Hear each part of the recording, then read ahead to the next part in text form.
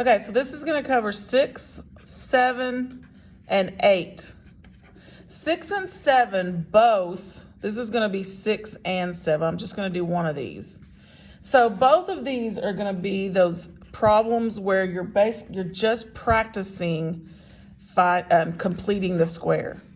So if I need to complete the square, then I take this middle term, I half it, and I square it, and then that goes there. So that's going to be 6, 6 squared, 36.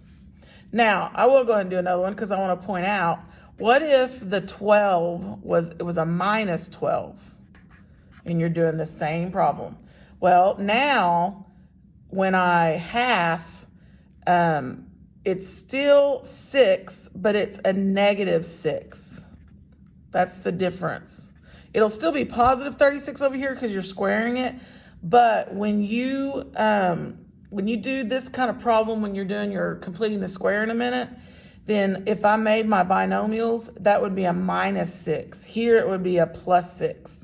Still a positive 36 for your answer, but when you do your binomials in the next step, which is what we're going to do on number 8, then it would change what your binomials were. So that brings us into number 8, which is x squared plus 8x plus 3 equals 0. This one you're going to complete the square. So first thing you need to do is get a spot open here to complete the square. So we want to move this 3 over.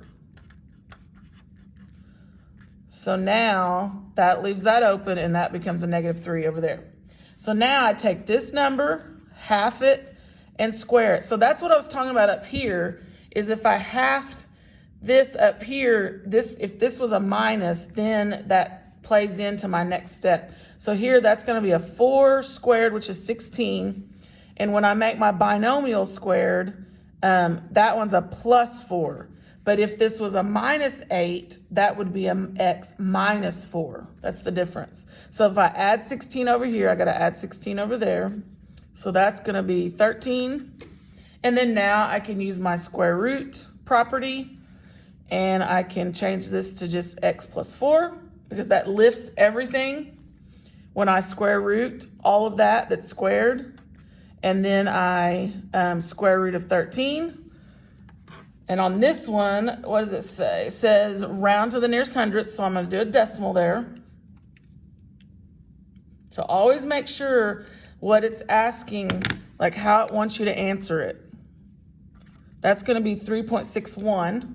And then now I do my two answers. So I'm going to subtract 4.